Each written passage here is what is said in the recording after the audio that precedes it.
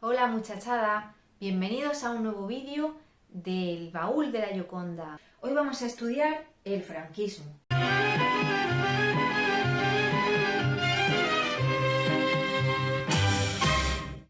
¿Qué es el franquismo? Se conoce como franquismo al régimen dictatorial implantado por Franco en España que duró desde 1939 hasta 1975. El 1 de abril de 1939, Franco emitió el último parte militar en el que se anunciaba el fin de la Guerra Civil Española. Con esto comenzaba el proceso de consolidación de un régimen que los sublevados contra la República habían empezado a construir durante la Guerra Civil.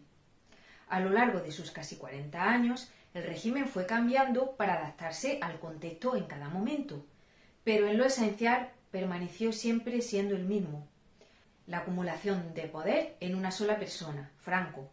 A grandes rasgos, podemos distinguir dos etapas bien diferenciadas. La primera etapa va desde 1939 hasta 1959, aproximadamente, y la segunda desde 1960 hasta 1975. La primera se caracteriza por el intento de establecer un Estado totalitario inspirado en el fascismo y también por dotar al país de una autarquía económica. Su apoyo a las potencias del eje durante la Segunda Guerra Mundial dejó al país aislado del mundo. La segunda etapa, que comienza en la década de los 50, se caracterizó por la liberalización de la economía y la atenuación de los rasgos más evidentemente fascistas, como por ejemplo el saludo con el brazo en alto. Esta necesidad de cambio se debió al fracaso de la autarquía, de la política económica de los primeros años del régimen, y también a la necesidad de reconocimiento internacional. Con otras palabras, el franquismo, para sobrevivir, tuvo que ir cambiando según la coyuntura. Estos cambios fueron impuestos desde dentro del país, pero también desde fuera. En el segundo franquismo, la economía española se liberaliza y como resultado se produce un gran desarrollo económico. España se incorpora al ciclo excepcional de crecimiento que vivía la economía mundial a partir de este momento. La sociedad también se libera, lo que supuso un aumento de la oposición al franquismo, que comportará, tras la muerte de Franco, la llegada de la ansiada democracia. Vamos a ver a continuación las características del franquismo. El régimen político instaurado por Francisco Franco tras la Guerra Civil se basó en la concentración de poder en manos de Franco. Durante la Guerra Civil murieron en accidentes aéreos Sanjurjo y Mola, por lo que solo quedaba Franco como líder de los nacionales. Por ello, al terminar la guerra, se hizo con el poder y fue asentando su sistema. El franquismo fue una dictadura militar con rasgos fascistas, que negaba los principios de la democracia y se asentaba en el militarismo, el catolicismo conservador y la unidad de España. Fue un sistema totalitario que suprimió la Constitución, clausuró el Parlamento y se prohibieron todos los partidos políticos y sindicatos, permitiéndose un solo partido y sindicato oficial. No había una Constitución, sino una serie de leyes que se llamaron las leyes fundamentales y que venían a concentrar todo el poder en manos de Franco. El caudillismo fue otra de las características. El término caudillo viene de cabeza. Franco sería el caudillo o líder del régimen. Acaparaba los títulos de presidente del gobierno, de generalísimo de todos los ejércitos, jefe del Estado y jefe nacional del partido. Con ello concentraba en su persona todo el poder político y militar. Otra característica es que fue una dictadura, pues Franco concentraba todos los poderes, el legislativo, el ejecutivo y el judicial. Además, tenía una concepción unitarista y centralista del Estado. El franquismo abolió los estatutos de autonomía, fomentó la españolización de la población de los territorios influidos por el nacionalismo catalán, vasco y gallego. Además, prohibió hablar en público en otra lengua que no fuera la castellana. Ejerció una fuerte represión contra todos los simpatizantes de la República y todas aquellas personas que se oponían al régimen, contra toda la disidencia. No dudó en firmar penas de muerte para que los castigos fueran ejemplares, que todo el mundo los viera y conociera, y así impedir el surgimiento de nuevos movimientos opositores. Además, ejerció el control de los medios de comunicación. Estos estuvieron sujetos a una rígida censura. Hubo censura en el cine, en la música, etc., en los medios de comunicación. Se hizo propaganda de Franco además y de su régimen, por ejemplo, a través del Nodo. Y en el terreno musical, las nuevas tendencias musicales del pop no llegaron a España hasta la década de los 60, ayudados en parte por la ley de prensa que supuso una discreta apertura al exterior, que es de 1966, de Fraga. Además suprimió derechos y libertades. Las diferencias entre el franquismo y el fascismo italiano y el nazismo alemán fueron principalmente que Franco alcanzó el poder mediante un golpe de Estado que desembocó en una guerra civil, la cual ganó su bando, y sin embargo Mussolini y Hitler llegaron al poder por las urnas, en el marco democrático. Aunque cuando llegaron al poder eliminaron toda democracia, todo rasgo de democracia. Además, en el franquismo la religión católica tuvo muchísima importancia, cosa que no ocurrió con el fascismo y el nazismo, que fueron más laicos. Los pilares del régimen fueron el ejército, el partido único, que era la falange española tradicionalista y de las Hongs, la iglesia y la burguesía. La falange fue fundada por José Antonio Primo de Rivera, hijo del dictador Miguel Primo de Rivera, ese que estudiamos en el tema sobre la crisis de la Restauración con el reinado de Alfonso XIII. Para obtener apoyo social del régimen, el partido constituyó 4 organizaciones de masa, que fueron el Frente de Juventudes para el adoctrinamiento de la juventud, la sección femenina para el adoctrinamiento de la mujer, el Sindicato Español Universitario, os podéis imaginar para qué, de la universidad, control político de la universidad, y luego la Central Nacional Sindicalista, que integraba a patrones y trabajadores en una misma organización. La Iglesia además fue un gran apoyo del régimen, sobre todo en su primera etapa. El régimen franquista se definía como un Estado confesional católico. A cambio de este apoyo, la Iglesia obtuvo una financiación pública muy generosa. Y por último, la gran burguesía, es decir, propietarios de tierras, la burguesía de la banca y de los negocios, también apoyaron al régimen. Las familias del régimen eran muy variadas. Se trataba de grupos sociales que apoyaron el franquismo. Los primeros fueron aquellos que apoyaron incondicionalmente la rebelión, es decir, falangistas, los carlistas, ultracatólicos y monárquicos alfonsinos. Durante la guerra se unieron a la causa franquista también republicanos radicales, miembros de la CEDA y catalanistas de la Lliga Catalana. La Iglesia además también creó grupos como la Asociación Católica Nacional de Propagandistas y también el Opus Dei. Vamos a ver los rasgos fascistas que tiene el franquismo. En primer lugar, habría que hablar de la relación de España con la Segunda Guerra Mundial. Franco se mostró desde el principio de parte de las potencias del eje. De hecho, en 1940, Franco se entrevistó en Hendaya con Hitler para negociar la entrada de España en la guerra. Pero España no podía permitirse ese lujo, ya que vivía su posguerra, vivía en la escasez. Y además, Hitler no aceptó las condiciones que le había puesto Franco. En 1941, Franco envió al frente ruso a la División Azul para luchar contra el comunismo. Fue un convencido anticomunista. Pero antes dejó muy claro a los aliados, para llevarse también con ellos bien, que no iba en contra de ninguno de ellos, sino en contra del comunismo. El primer franquismo adoptó el saludo fascista con el brazo en alto. Además, Franco era el caudillo, igual que Hitler había sido el Führer y Mussolini había sido el Duce, lo que demuestra el carácter personalista de sus dictaduras. Franco, en uno de los primeros discursos realizados durante la Guerra Civil, afirmó: un Estado totalitario armonizará en España. Sus valores eran la patria, la familia y la Iglesia.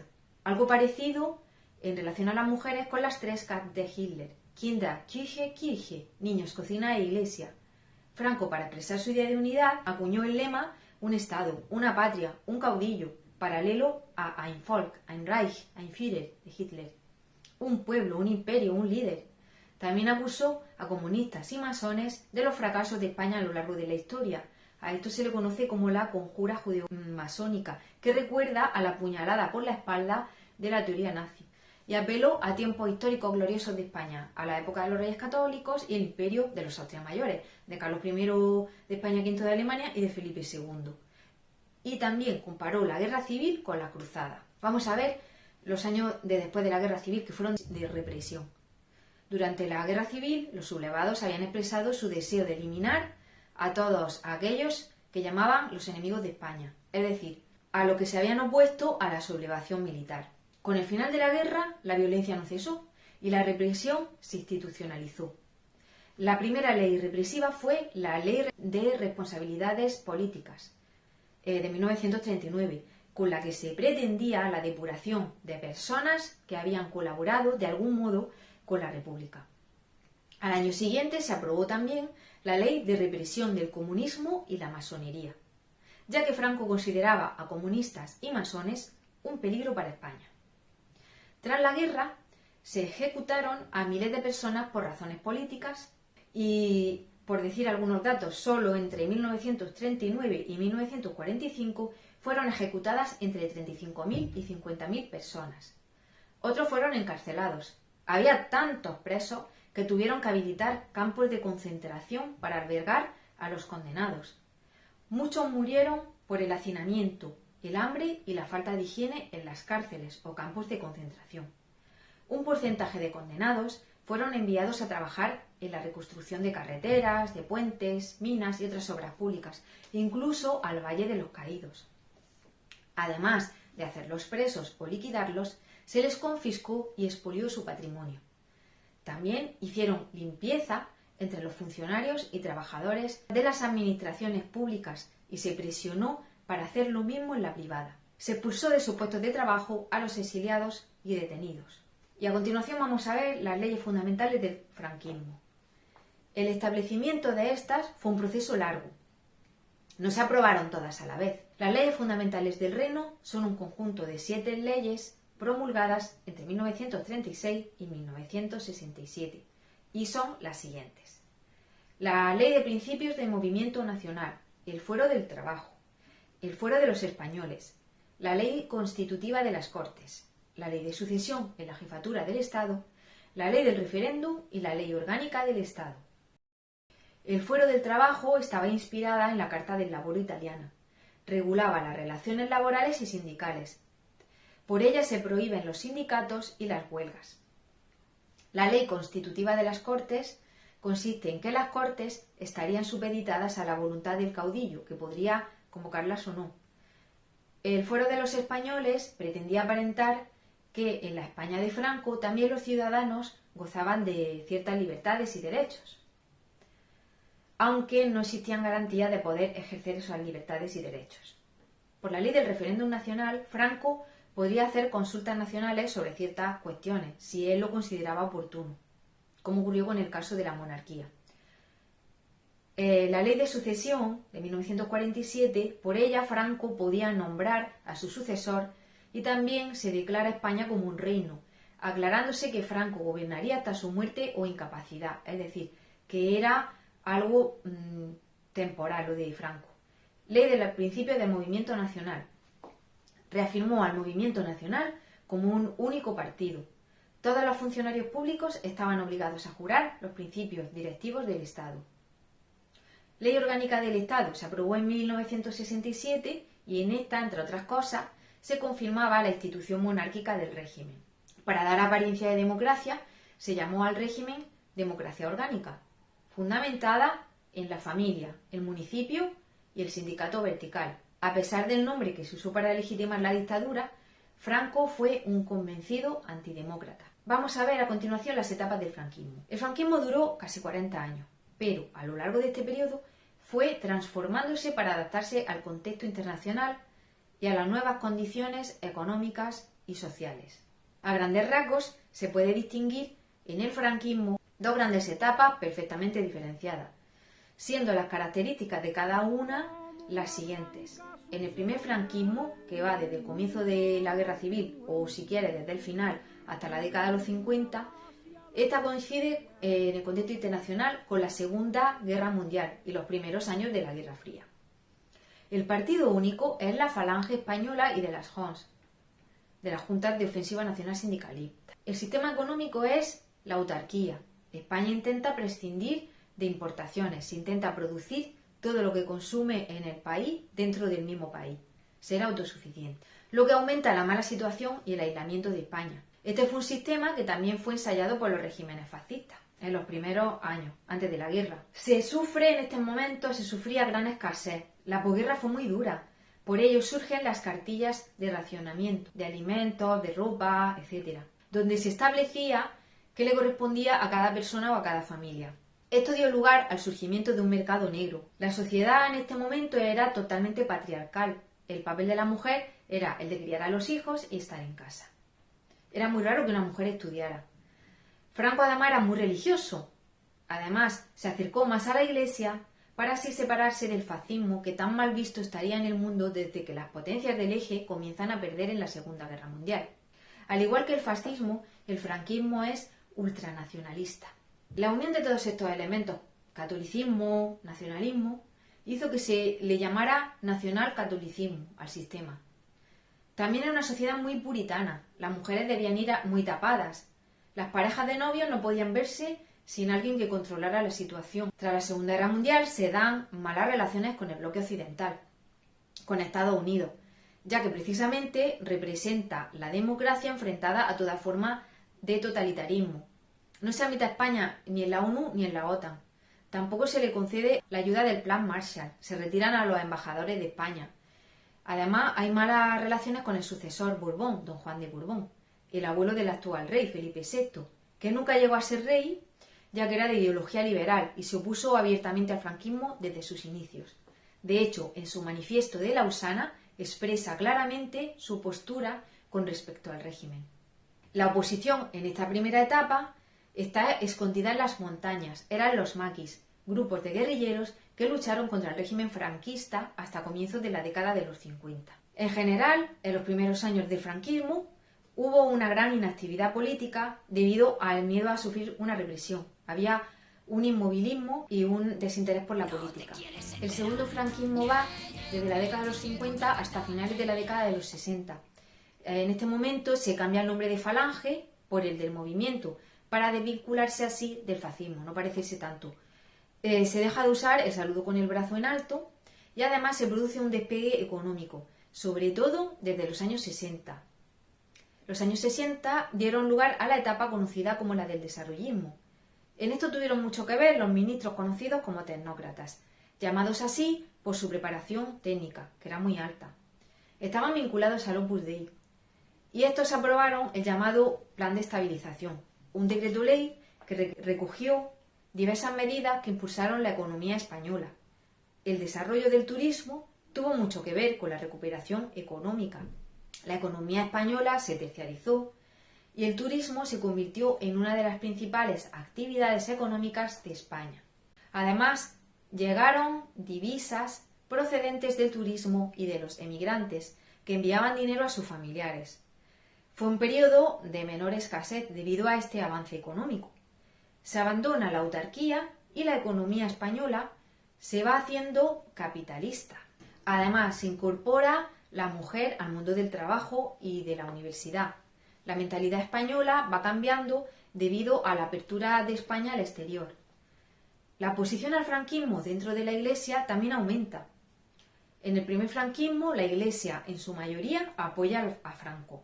Pero en 1953 se firmó el concordato con la Santa Sede, por el que la Iglesia reconocía plenamente el régimen. Reafirmaba la confesionalidad del Estado español, entre otras cosas. Pero a finales de la década de los 60 comienzan a surgir grupos religiosos partidarios de la democracia y en contra así de la dictadura.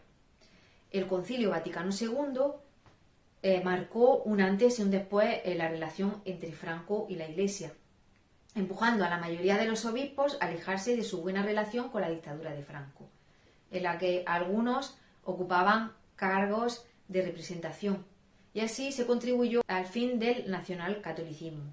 Estados Unidos reconsideró su posición con respecto a España en los primeros años de la Guerra Fría. Pensó que aunque el régimen franquista era una dictadura, pero al menos era anticomunista, por tanto le servía como aliado en el bloque occidental, que era anticomunista, como recordamos. Y en 1951 se restablecen los embajadores entre Estados Unidos y España, y esta vez España es admitida en la OMS, en la UNESCO y en la OIT. Y en el 53 se realizan una serie de pactos con Estados Unidos, el Tratado de Amistad Hispano-Norteamericano, que permitía la instalación de bases militares estadounidenses en España a cambio de ayuda económica de Estados Unidos. En 1959 Además, el presidente de los Estados Unidos, en este momento era Eisenhower, viene de visita a Madrid y en 1955 España es admitida en la ONU. Además, en la época del aperturismo, del destape, debido a la llegada de turistas y a las visitas o retornos de los españoles emigrantes que traen otra visión del mundo y de la vida, la gente cambia de mentalidad. Se prepara la monarquía del hijo de Don Juan, de Juan Carlos. Franco tiene claro que él es una excepción dentro del Estado monárquico, por lo que prepara al hijo de su rival, Don Juan, a Juan Carlos, como rey de España, como sucesor en la jefatura del Estado. La oposición aumenta y además se diversifica. Ya no son solo los maquis, que ya no había maquis además. La sociedad española va perdiendo el miedo a expresar sus opiniones. La universidad se levanta contra el franquismo. Los grupos políticos de la oposición se reúnen clandestinamente organizando huelgas. Incluso surgen grupos terroristas como ETA. En los últimos años del franquismo, que van desde 1969 a 1975, se produce una serie de hechos que hacen imposible la continuación de la dictadura. El escándalo Matesa, que hizo estallar una crisis en el gobierno tecnócrata. Matesa era una empresa de maquinaria textil que protagonizó un fraude financiero, provocando la expulsión de los sectores más tecnócratas del gobierno. Además, en 1973 se produjo la crisis del petróleo, una crisis económica causada por el conflicto árabe-israelí, que ya estudiamos, y que afectó a los países occidentales. Los emigrantes volvieron a España, el turismo sufrió un retroceso y disminuyeron las inversiones extranjeras. El paro aumentó en esta época, lo que produjo un descontento social que vino a aumentar la oposición al franquismo. Aumentaron las manifestaciones y huelgas y las declaraciones de personalidades e instituciones reclamando una transición a la democracia. Además, en 1973, estando Franco ya gravemente enfermo, nombró por primera vez a un presidente del gobierno, a Carrero Blanco, que en diciembre de ese mismo año fue asesinado por ETA. A este le sucedió Arias Navarro, cuya postura se decantó por el inmovilismo. Los inmovilistas eran aquellos que no aceptaban ningún tipo de cambio y los aperturistas los que eran partidarios de ciertas reformas. Una revolución en Portugal, la de los claveles, terminó poniendo fin allí a la dictadura portuguesa, lo que también dio esperanzas de alcanzar el mismo objetivo a la sociedad española. Además, aumentaron las acciones terroristas por parte de ETA, del FRAP, los Grapo, que obtuvieron por respuesta una dura represión por parte de Franco. Franco mandó fusilar a 5 miembros de ETA y del FRAP a pesar de la opinión nacional e internacional en contra de ello, porque la sociedad estaba en contra de la pena de muerte.